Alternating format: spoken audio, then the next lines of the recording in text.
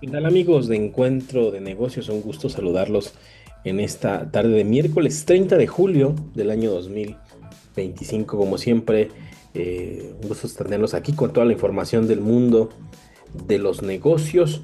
Hoy vamos a hablar sobre este acuerdo que ha llegado la Unión Europea con Estados Unidos sobre los aranceles que tiene, pues ya tenía previsto el gobierno de Estados Unidos con la Unión Europea, logró negociarse. Hablaremos un poco de ello, fue antes de la fecha que se tenía prevista. También hablaremos sobre este arancel que pone Estados Unidos a el cobre del 50% y que golpea a varios países productores, principalmente a Chile, que es uno de los principales productores de cobre.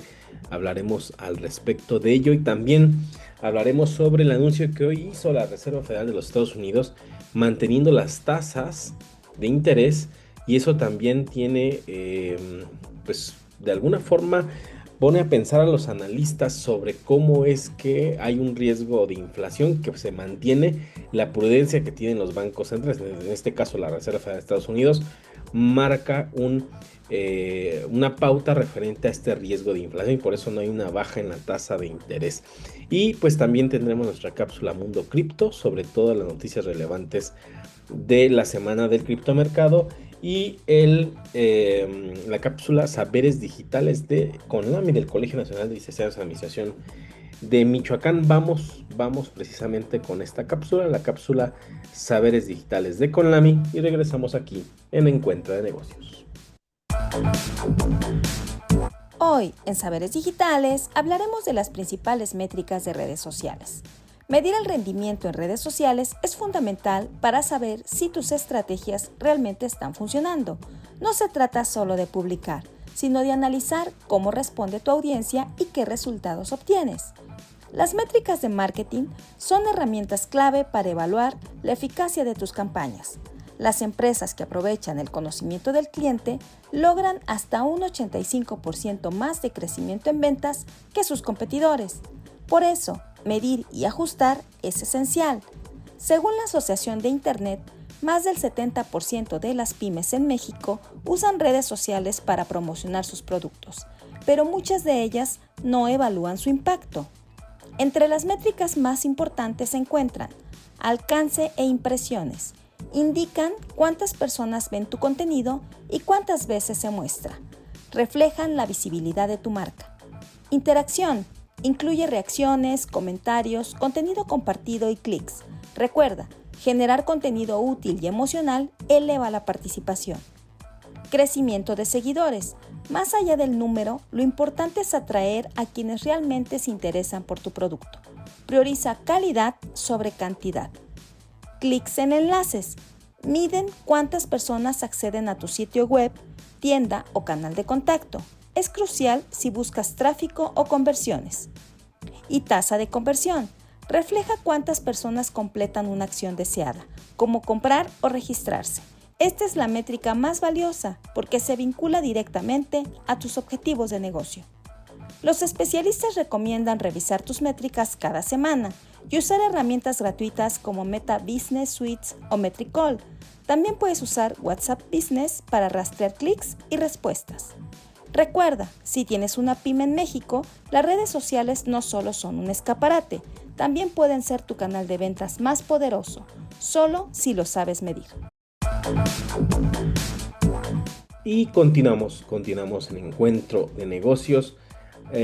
Hablábamos hace algunas semanas, hace unas emisiones, sobre la Unión Europea, que tenía pues pendiente esta negociación con Estados Unidos sobre la tarifa arancelaria, y por fin esta semana pues se tuvo un acuerdo. ¿Quiénes pueden ganar y quiénes pueden perder en este acuerdo? Pues bueno, la Unión Europea y Estados Unidos alcanzaron un acuerdo tras una serie de negociaciones que se dieron en Escocia, lo que muchos califican como el mayor acuerdo comercial de la historia, que en realidad parece pues más el marco preliminar de un acuerdo que un tratado comercial completo, porque en sí lo es más un acuerdo preliminar, más que allá de un tratado comercial, porque no hay esa formalidad, y eso permite también que Estados Unidos pueda cambiar el acuerdo en cualquier momento, y eso permite que sea más vulnerable cualquier país, como lo han hecho otros países respecto a estos acuerdos que en sí lo son. No son acuerdos, no son tratados, son acuerdos más que nada, que esto permite eh, que los países que son principalmente los que están negociando con Estados Unidos para tener una tarifa fija, pues mantiene a la Unión Europea y a otros países pues atados al acuerdo que se haya logrado. Hablábamos sobre Vietnam, por ejemplo, la semana pasada, y hace algunas semanas, sobre cómo es que incluso se le adelantó a los chinos, y eso forma parte también de cómo es que Estados Unidos ha hecho que algunos países negocien propiamente sus propios acuerdos con Estados Unidos, incluso sin pensar que existe un trato, porque no lo hay. Entonces, pues de alguna forma, estos aranceles del 15% a los productos de la Unión Europea, mientras que Bruselas deja en cero el gravamen a los productos de Estados Unidos. O sea, prácticamente la Unión Europea se doblega a las políticas comerciales de Estados Unidos. No pensar que no se tiene una opción, pero pareciera que, pues bueno, Estados Unidos está marcando el paso del comercio mundial, y eso va a traer consecuencias fuertes a los consumidores estadounidenses. El compromiso de la compra de energías e inversiones. Los expertos creen que la Unión Europea sale debilitada políticamente, porque es un mensaje claro. La Unión Europea se doblega ante los Estados Unidos, o más bien la presidenta de la Comisión Europea, Ursula von der Leyen, sale perdiendo políticamente porque se doblegó ante Donald Trump. Y pues bueno, esta reunión, como lo decíamos, que se realizó en Europa, posee todo un complejo, pues sí, acuerdo, como lo mencionábamos, y como se dio en Escocia, pues sirvió de escenario para este acuerdo entre Washington y Bruselas. Este acuerdo, que fija a los aranceles o con las tarifas del 15% a las exportaciones de la Unión Europea, incluye compras masivas, como lo decíamos, de energía, y de regreso, pues la Unión Europea tiene una tasa cero de gravamen a productos estadounidenses, que habrá que ver cuál es el beneficio en esencia para Estados Unidos, porque al final el producto llega a Estados Unidos con un arancel, va a llegar más caro y le va a impactar a los estadounidenses en el precio final. Pues eso es una realidad. Los productos de la Unión Europea que se compren desde Estados Unidos soportarán un arancel fijo del 15%. Es un tipo, pues digamos que general, que se aplicará desde los automóviles hasta incluso productos como aceite de oliva. Existen algunas excepciones, no se aplicará a productos farmacéuticos, mientras que se mantiene el del 50% para el acero y el aluminio, lo que afecta también a bienes derivados de estos materiales como los electrodomésticos. Esto podría hacer que los precios se eleven en los Estados Unidos, la inflación se dispare en el corto plazo. Por eso la prudencia también de la Reserva Federal, que es lo que mencionábamos más adelante, de no bajar la tasa de interés, mantenerla ante riesgos inflacionarios. Porque bueno, las tarifas que está imponiendo Donald Trump van a acelerar un escenario inflacionario alto. Aquí es cuánto puede resistir la economía de Estados Unidos, aunque hablando en términos técnicos, pues la Reserva Federal también imprime dinero. Entonces es la única economía del mundo donde imprime dinero, y entonces pues no les preocupa nada, pero eso también acrecenta la inflación. Este 15% es exactamente la mitad de su última amenaza, que había tenido Donald Trump, el 30%. Pues Ursula von der Leyen, la presidenta de la Comisión Europea, logró reducirlo a la mitad, y que iba a comenzar a aplicarse a partir de este viernes 1 de agosto. Y pues bueno, el hecho de que esto tiene también un mensaje político, porque el hecho de que no exista o que exista más bien una tasa cero a los productos estadounidenses que vayan a llegar a la Unión Europea, también va a tener un impacto de alguna forma, porque no es un tratado de libre comercio. O sea, uno gana y el otro pierde.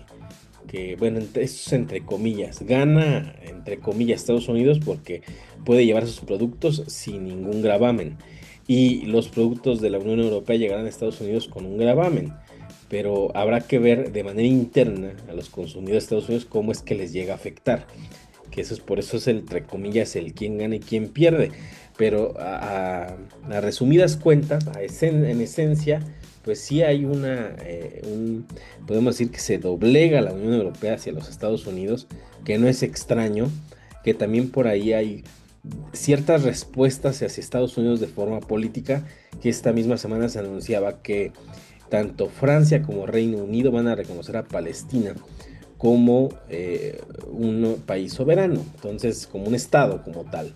Entonces, ese es un golpe político para Estados Unidos, fuerte, lo es, y probablemente sea en respuesta a esta negociación que tiene ya pactada, eh, pues como tal, pues Ursula von der Leyen representando a la Unión Europea y dejando pues a la deriva literalmente a otros países que probablemente no estén de acuerdo, pero que están tomando sus propias decisiones políticas y pegándole donde más le duele a Estados Unidos, pues a Israel, reconociendo un Estado palestino. Pareciera que esa es la respuesta de algunos países y es de los principales países miembros de la Unión Europea, en el caso de Francia. En el caso de el Reino Unido no forma parte de la Unión Europea, pero pareciera que es un mensaje antiestadounidense el hecho de que se pueda, eh, pues sí, reconocer al Estado palestino, porque es donde políticamente más le puede doler a Estados Unidos en Medio Oriente ante ante este embate económico, porque lo es, como lo decíamos, no es un tratado de libre comercio, no lo es un acuerdo en el que permitirá comerciar a una tasa menor a la que había amenazado Donald Trump a la Unión Europea, del 15% y no del 30%, que es la tasa que tenía pactada Donald Trump para que iniciara el día primero, pues llega un acuerdo del 15%, y esto pues impactará seguramente a la economía global. Estos efectos lo veremos en los próximos meses. Bueno, vamos a la siguiente parte aquí, en Encuentro de Negocios. Y continuamos en Encuentro de Negocios, hablando sobre este mismo tema, sobre los aranceles. Bueno, la Unión Europea ya negoció, llegó a un acuerdo del 15%. Hay otros países que han llegado a acuerdos con los Estados Unidos. En el caso de México, pues habrá que esperar también cuál es esa negociación que se tenga con Estados Unidos referente a las tarifas. Y en el caso de otros productos como el acero, pues ya sabemos que hay un arancel del 50%, pero ahora hay un nuevo anuncio donde el gobierno de Estados Unidos impone un arancel del 50% al cobre, y esto pues también pone en vilo obviamente a las economías que exportan este producto. Donald Trump, el presidente Donald Trump, puso un arancel 50% de los productos de cobre semiacabados que ingresan a Estados Unidos, pero no llegó a aplicar el impuesto al cobre refinado importado, lo que evitó que las industrias nacionales sufrieran posibles costos más altos, aunque aún así existirá un impacto en el costo y obviamente también en el precio que tenga el consumidor final de los productos que consuma y los servicios que consuma. El precio del metal cayó hasta un 20% después de que Trump emitiera este miércoles una proclamación establecida de nuevos aranceles al cobre, la mayor caída traída desde al menos los años 80, 1988. Las nuevas tarifas entran en vigor este viernes, este 1 de agosto. Según este comunicado de la Casa Blanca, gran parte del mercado estadounidense había anticipado al menos algún arancel sobre el cobre en bruto, en el insumo clave para el cableado y otros productos omnipresentes en las industrias de la construcción de viviendas y la construcción en general y los automóviles. Los gravámenes al cobre que están pues contemplados en la ley de expansión comercial en los Estados Unidos no se acumulará con otros gravámenes separados a las importaciones de automóviles.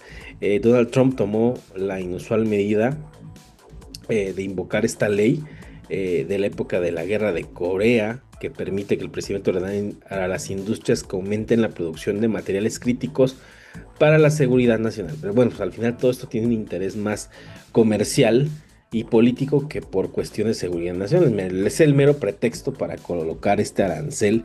El porcentaje de ciertas materias primas de cobre que se exige vender en Estados Unidos aumentará 30% en 2028 y luego 40% en 2029. Es una locura de tarifas que se está viviendo y que cada nación está negociando, como lo hemos dicho aquí, para, pues de alguna forma, verse menos que perjudicados, más que beneficiarse, verse menos perjudicados ante los aranceles. El ejemplo que dábamos hace algunas semanas aquí en el programa era el de Vietnam, que se le adelantó a China para poder reducir su tasa arancelaria y negociar. No le quedan a los países más que negociar.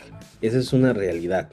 Más allá de pensar que se puede convencer a Estados Unidos, pero principalmente a Donald Trump, de quitar los aranceles, no. Y creo que, bueno, algunos de los países lo están entendiendo y no le está tocando otra opción más que negociar.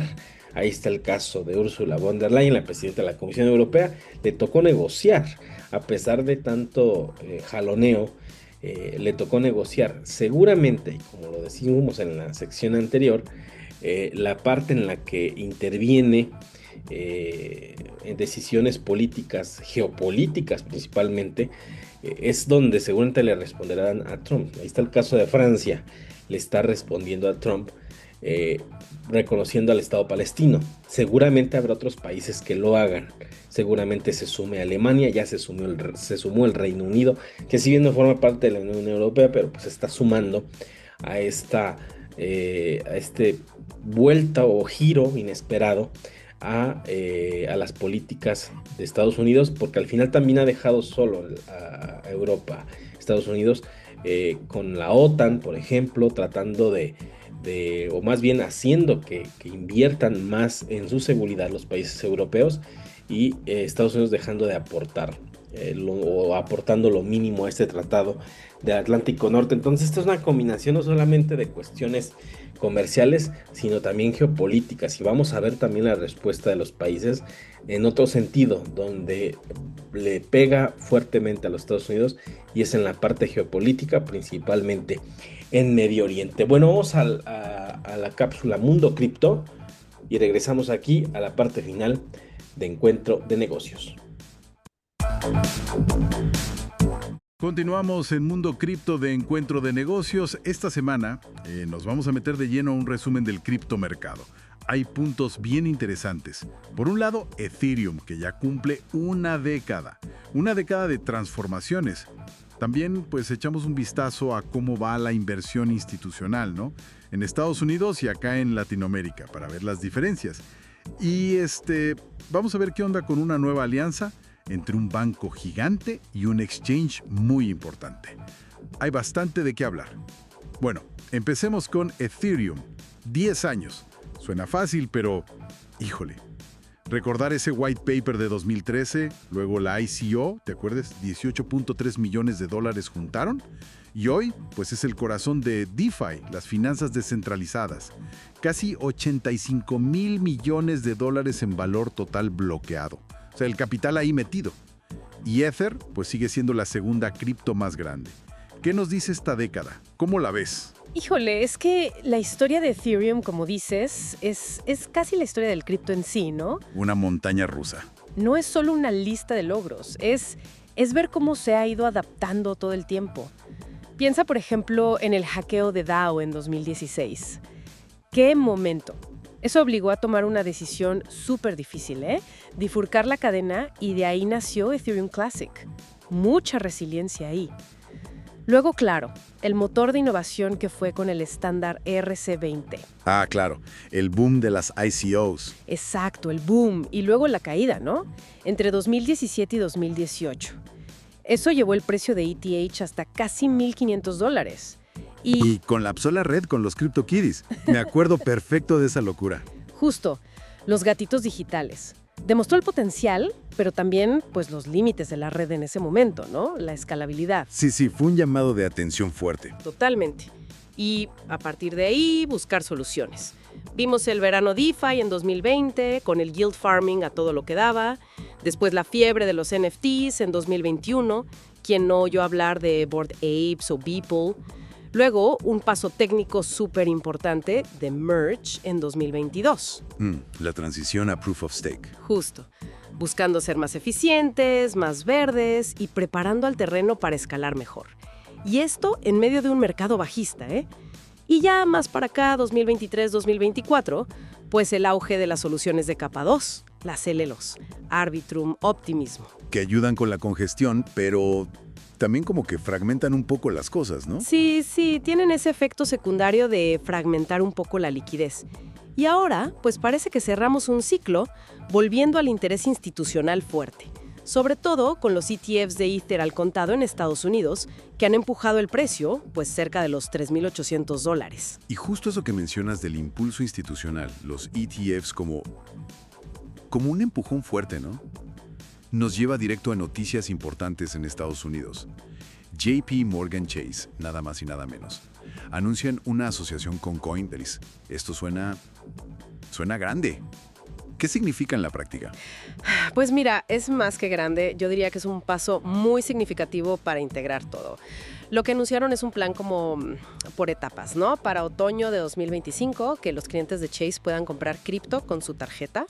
Luego, en 2026, que puedan cambiar puntos por USDC, esa stablecoin ligada al dólar, y conectar sus cuentas del banco directo a Coinbase. Y además, que JP Morgan mismo está explorando sus propias stablecoins y hasta préstamos usando Bitcoin y Ether como garantía. Eso ya te habla de una apuesta estratégica más profunda, ¿sabes? Es una señal clarísima de que los activos digitales se están metiendo en la infraestructura financiera tradicional de allá. Una integración muy concreta en Estados Unidos, entonces. Pero, ¿cómo se ve esto comparado con Latinoamérica? Digo, aquí también se habla mucho de adopción institucional. Ajá, el interés en Latinoamérica existe y vaya que existe. Y tiene sus propios motores que son bien interesantes. Por un lado, la gente buscando protegerse de la inflación local, que en muchos países es un tema. También tienes una población joven, muy conectada, muy digital y un ecosistema fintech súper dinámico, que muchas veces ya usa cripto de alguna forma. Pero el camino para la inversión institucional grande, la de los fondos enormes, es más complicado aquí. ¿Qué es lo que frena? ¿Cuáles son esas barreras para que entren los grandes capitales en la región? Son varias cosas, la verdad. Primero, la regulación. No hay marcos claros y parejos en todos los países. Eso genera mucha incertidumbre. Luego, la volatilidad del mercado, claro. Para un gestor de fondos tradicional, pues sigue siendo un riesgo alto. También falta madurar la infraestructura de custodia. Se necesita algo muy robusto, muy seguro, para que los grandes confíen su dinero. Y bueno, la educación. Todavía falta que el sector financiero tradicional entienda mejor qué son y cómo funcionan estos activos. Y fíjate qué curioso, hay como una tensión ahí. Porque sí, la entrada a institucionales traería liquidez, legitimidad. Claro, más validación. Exacto. Pero también podría centralizar un poco el espacio. Y en Latinoamérica, mucha gente se acercó a cripto precisamente porque era una alternativa descentralizada al sistema tradicional, ¿no? Es una paradoja interesante. Entiendo. Entonces, si quisiéramos sacar lo más importante de esta semana, ¿qué dirías que son los puntos clave? Pues mira, yo destacaría 3 cosas. Primero, Ethereum. Su aguante y capacidad de reinventarse después de 10 años. Sigue atrayendo interés institucional, ahora con los ETFs. Segundo, la integración de cripto en la banca tradicional de Estados Unidos ya es algo concreto. El acuerdo JP Morgan-Coinbase es el ejemplo perfecto. Y tercero, el contraste con Latinoamérica. Hay un potencial enorme, mucha adopción de base, sí, pero los desafíos regulatorios y de infraestructura frenan la entrada masiva de capital institucional. Y esa tensión entre descentralización y los beneficios de la institucionalización sigue muy viva aquí. Un contraste bien marcado, ¿verdad? Estados Unidos como que integrando a lo que ya existe Ajá. y Latinoamérica buscando quizás un camino propio, tal vez hasta más disruptivo. Justamente. Y esa diferencia en cómo se adopta va a ser súper interesante de ver en los próximos años para entender cómo evoluciona todo el espacio cripto a nivel global. Y esto nos deja pensando, ¿no?